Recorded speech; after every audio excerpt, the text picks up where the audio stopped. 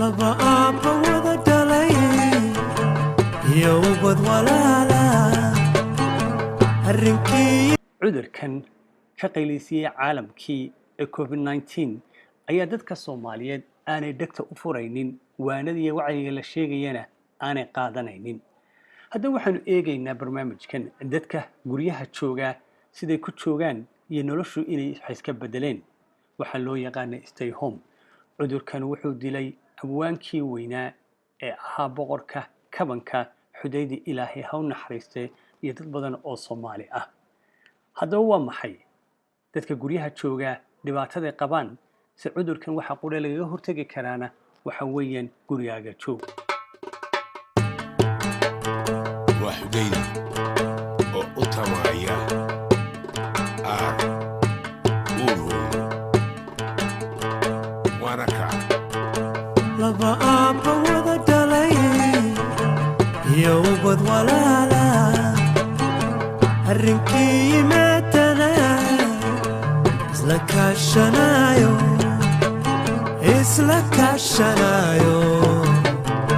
isa siiyo galan anigu waxaa igu kalifay inaan maxay ahayd oo aan ilaaliyo waalidkay maadaama cudurkii uu yahay cudur faafaya cudur aan xuduud lahayn waxa inagu waajib ah inaanu ilaalino ama aan inta awoodeena aanu protect gareyno waalidkeen iyo dadka u daciifka ah ama dadka u nugul cudurada waliba cudurka oo ay u nugul yihiin dadka waaweyn inagu waxaan qaban ka cudurkan talaal ma laha dawona ma laha marka waxaa nagu waajiba inaan ilaalino nadaafada inaanu ilaalino inaanu aqalkeena joogno inaanu farxalka badino inaanu dadka isdhexgalka yareyno inta adduunku uu ka bogsanayo cudurkan waxa la yiraahdaa karantiimada iyo marka lagu leeyahay stay home ma guriga joog lagu leeyahay iyo waxyaabo la midka ah oo keenay xanuunkan COVID-19 ku keenay muhiimadda ugu weyn halkan uga hadlaya waxa weeye waan baxay waxaan travel galay bishii labadeedii March waxaan tagay Stockholm aan tagay Sweden week baan soo joogay waan soo noqday markaa aan tagay waxaa caalamka aad ugu fidiyay COVID-19 waxaan arkayay siyaabaha iyo habdhaqanka ay dadkaas u dhaqmayeen iyagoo oo markaasi iskarantiimeynaya nin walba qof walba gurigiisa iska joogayay oo aanu dibadda usoo baxayn waxyaabaha laga maarmaanka ee caafimaadka iyo raashinkii mooyaane oo magaalada ay cidlo noqonayso waan soo noqday de waxa weeye diyaarad baan soo fuulay dad baan la soo kulmay markaan soo noqday waxa aan usoo diyaar garoobay anigoo fulinaya awaamirtii dowladda ka soo baxday ama dowladaha adduunka ka soo baxday ama dadka caafimaadka aqoonta gaarka u leh dhakhaatiirta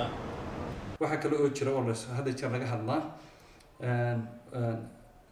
stay home ayaynu maqalnaa hadda jeer stay home waxa weeyaan in guriga lagu ekaado oo aan laga soo bixin waxa yana jirta lockdown waxa la yiraahdo lockdown waxa weeye magaaladii oo dhan baa la xidhayaa dhaqdhaqaaqii oo dhan wixii aan importanka ahayn ambalaasyada iyo booliiska iyo waxa aan ahayn ayaa la joojinaya guryaha dadkana waxa la leeyahay guryaheena ku ekaada oo qura haddaba haddaynu eegno saameynta uu cudurkan ka hortagiisa iyo fashilaadiisa lagu sameeyey waxaa dhacday in wadamada qaar ay iyagu sameeyeen bilowgiiba waqti hore inay sameeyeen waxa la yiraahdo stay home-ka iyo qaarna ay sameeyeenba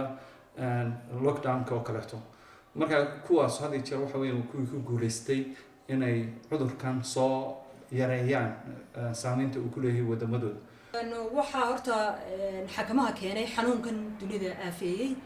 coronavirus-ka ama COVID-19-ka kolba se loo yaqaano waxaan tegay horaantii bishii 3aad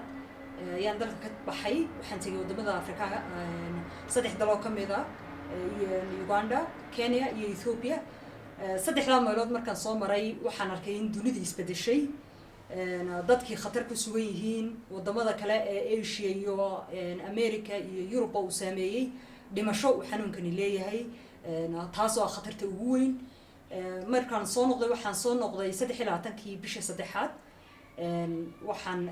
diyaaradda Ethiopian Airlines ma soo raacay markaan imid toos gurigan usoo galay waxaa ii dhammaaday imka dhowr cisho ka hor 14 cisho ama 2 week oo qofku isku tijaabiyo ama isku eego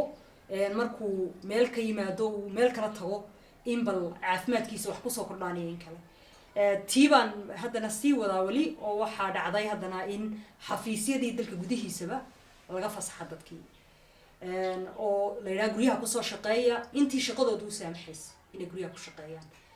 anigu hay-ad baan u shaqeeyaa hay-adaha caalamiga ee horumarinta ka shaqeeya waxaa naloo sheegay in qof laga guriga ku shaqeeyo marka gurigaan hadda ku shaqeeya ma baxo xafiiskayga gurigaan usoo rartay gurigaan joogaa sababtuna waxay tahay waxaan ahaa dadka la socodka faraha badan leh safarka badan leh bulshada reer Somaliland dad badan isku xiran yihiin sababta aan runtii u go'aansaday inaan isxakameeyo guriga u joogaa waxa weeyaan khatarta xanuunka leeyahay oo runtii dadkeena qaarkood aanay ku baraarugsanayn markaad aragto social media ama baraha bulshada la iskala socdo waxaad arkaysaa dad badan oo weli suuqyadii jooga weli isu imanayo goobihii la isugu imanay bulshada ku caawinaysa jooga taas waxay ku tilmaamaysaa in aanay dadku ku baraarugsanayn xanuunkan khatarta faraha badan u leeyahay oo ah qofku inuu ku waayi karo naftiisa cudurkan dadkeenu waxay moodaa inay ka yihiin warmoogayaal wacyigelin badan oo la sameeyeyna aanay dhegta jalaq u siinaynin haddaba cudurkan covid-19 ayaa waxaad moodaa inaanu nolosheenna haba yaraatee waxba ka bedelin suuqii sidii hore looga adeeganayo muqaaxyaha sidii hore loo fadhiyo dadkuna salaanta iyo kalkacalka ay ka muuqato cudurkani wuxuu laayay 100,000 wadamadii markaasi lagu sheegi jiray horumarka ee Mareykan iyo Yurub ayaa ilaa hadda la daala dhacaynaya dawana aan u haynin xaalad adag waayo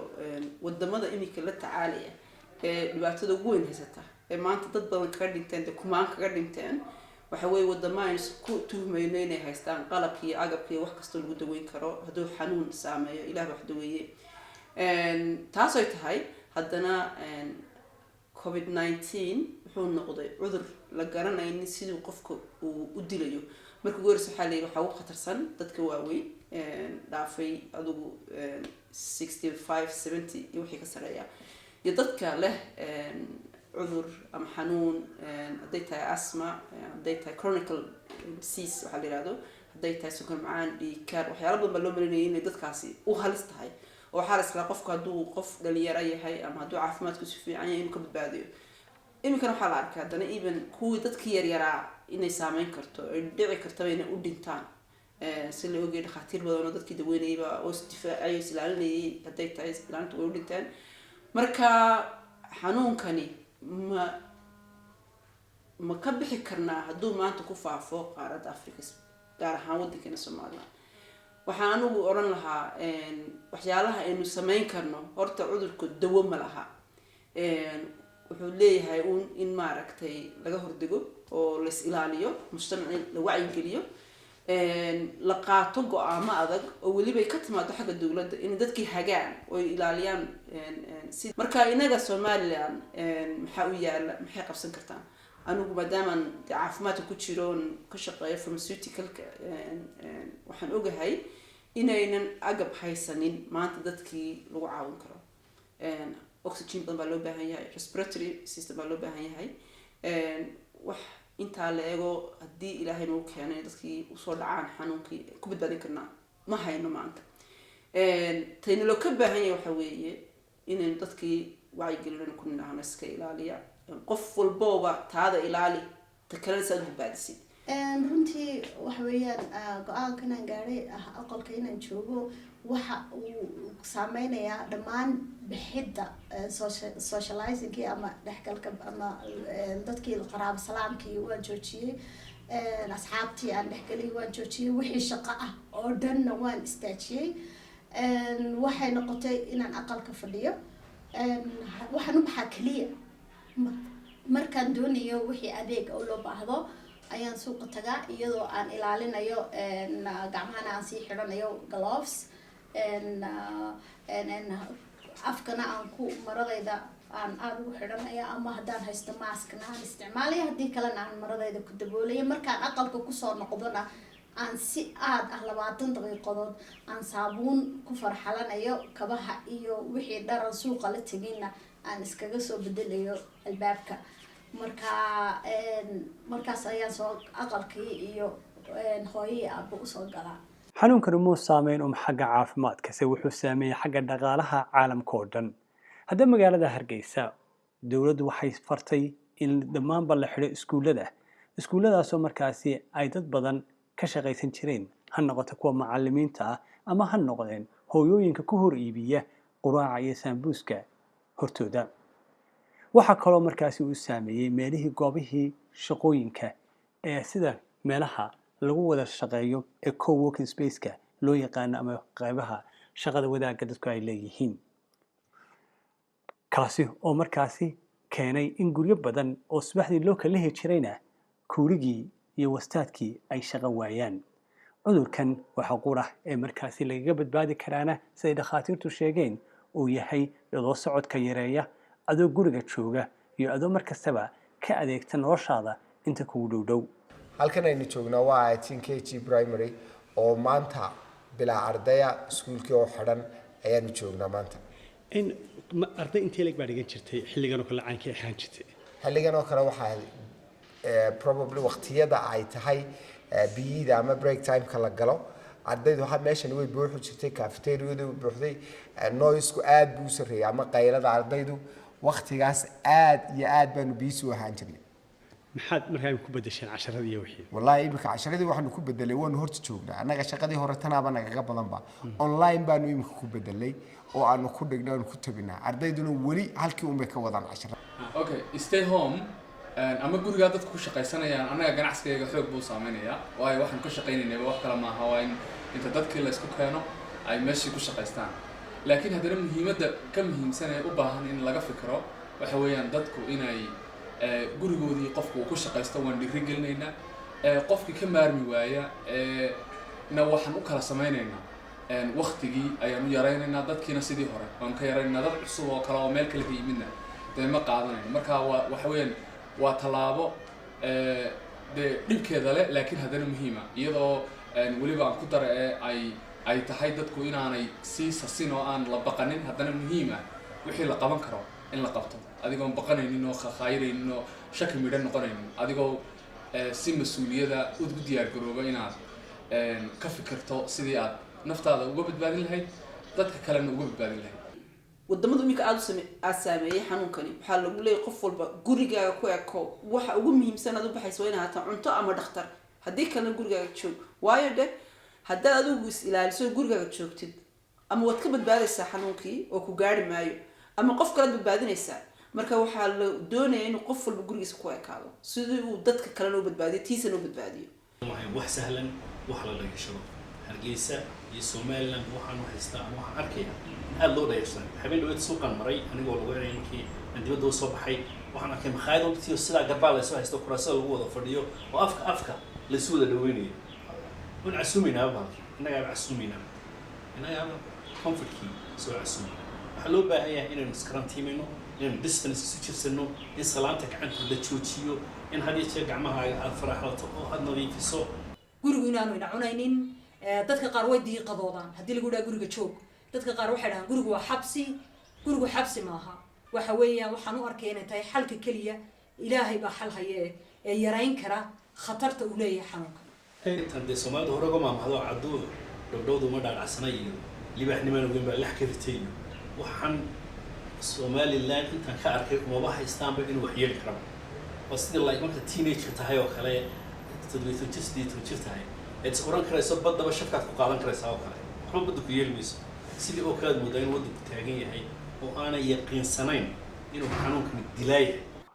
haddaba maxaa inala gudboon? cudurkan COVID-19 ayaa caalamka kaga qaylisiiyey. waa cudur aan ilaa hadda loo haynin wax dawa ah oo aan ahayn gurigaaga joog.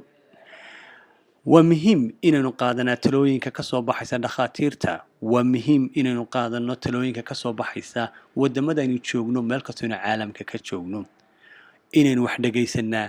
oo dhagaheena furnaana waa muhiim, waayo inaad naftaada ilaalisid, bulshadaad ku nooshay ilaalisid, reerkaagana ilaalisaa waa waxyaalaha nolosha ee muhiimka ah.